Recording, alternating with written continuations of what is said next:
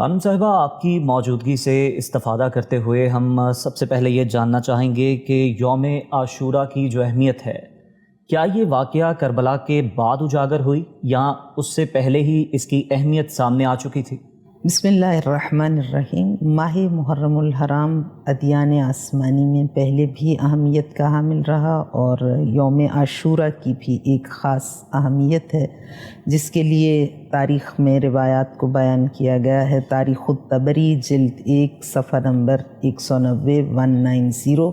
جس میں وہ رقم طراز ہیں کہ قال رسول اللہ صلی اللہ علیہ وآلہ وسلم فی اول یوم من رجب رکب نوح السفینہ فصامہ وجمیع من معہ۔ ماہ رجب کی پہلی تاریخ پر جناب نوح علیہ السلام سوار ہوئے سفینہ نجات پر، اپنی کشتی پر، اور انہوں نے روزہ رکھا اور ان کے ساتھیوں نے روزہ رکھا، اور پھر وہ کہتے ہیں جرت بہم السفینۃ ستۃ اشہر فانتہی ذلک الی المحرم، اور پھر یہ کشتی مسلسل 6 مہینے حالت سفر میں رہی اور یہاں تک کہ ماہ محرم آن پہنچا، اور فارست السفینۃ علی الجودی یوم عاشورہ، اور پھر عاشورہ کے روز یہ کشتی سفینہ نجات ساحل نجات سے ہمکنار ہوا۔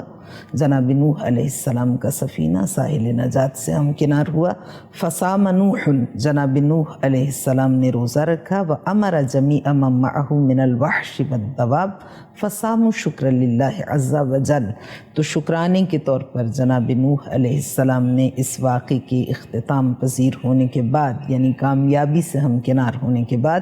اپنے ساتھیوں کے ہمراہ روزہ رکھا۔ یہ ایک روایت ہے۔ یہ ایک اور روایت اس وقت میرے پیش نظر ہے ان متعدد اور بے شمار اوتھینٹک روایات میں سے جو تاریخ کے صفحات پر جا بجا موجود ہیں، اور تمام مکاتب فکر اسلامی کے علماء نے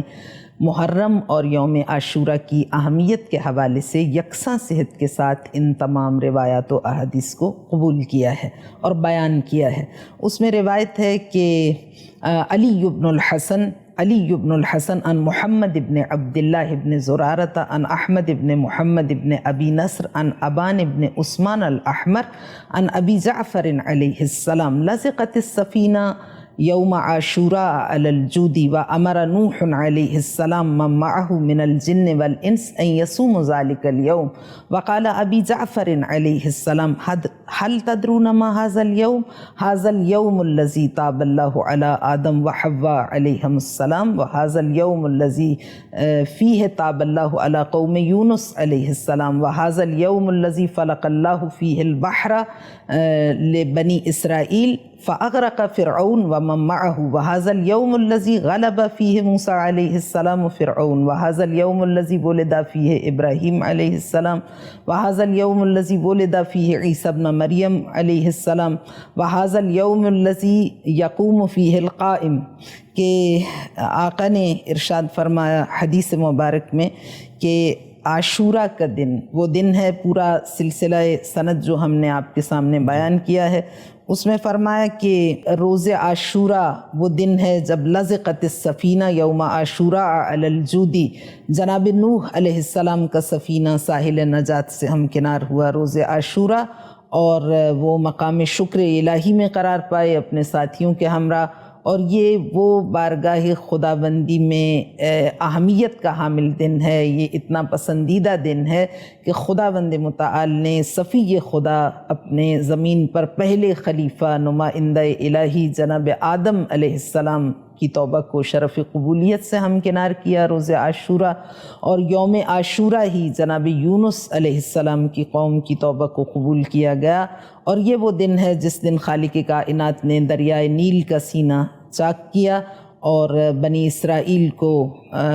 فرعون پر فتح عطا کی، اور فرعون اور اس کے ساتھیوں کو فاغرق فرعون ومن معہ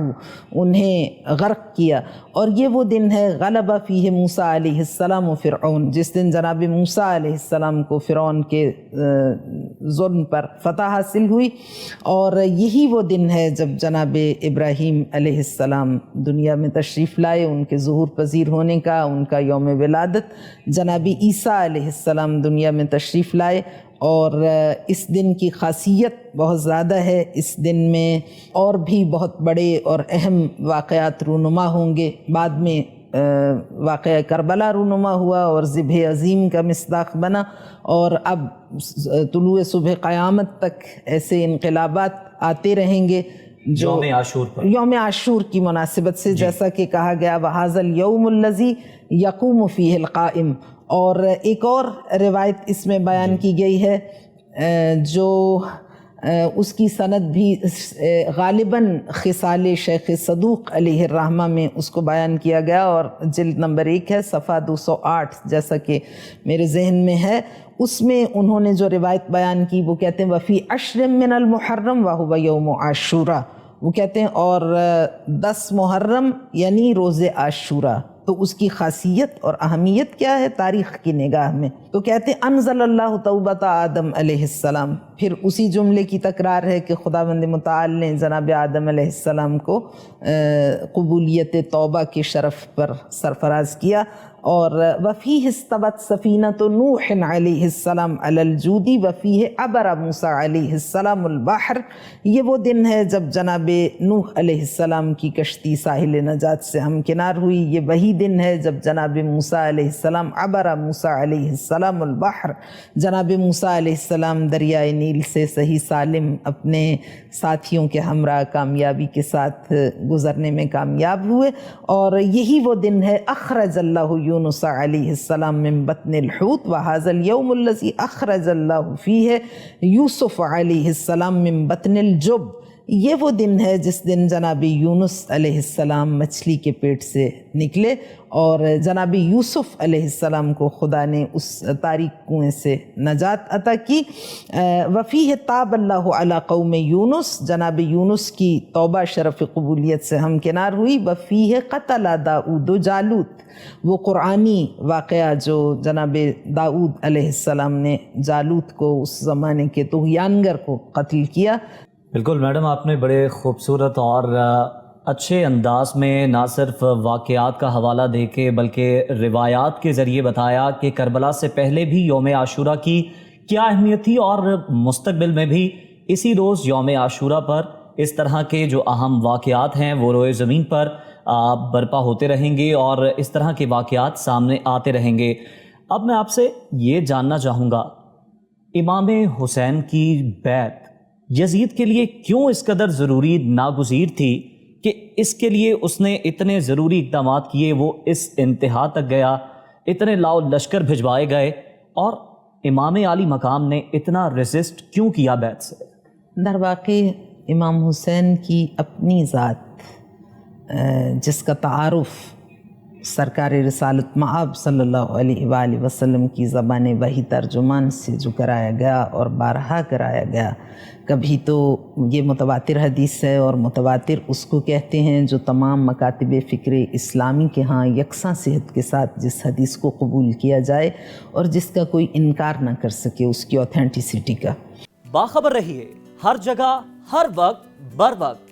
ابھی سنو نیوز کا یوٹیوب چینل سبسکرائب کریں اور بیل آئیکن پر کلک کریں، اور جانیے ملکی اور غیر ملکی حالات و واقعات یقین کے ساتھ۔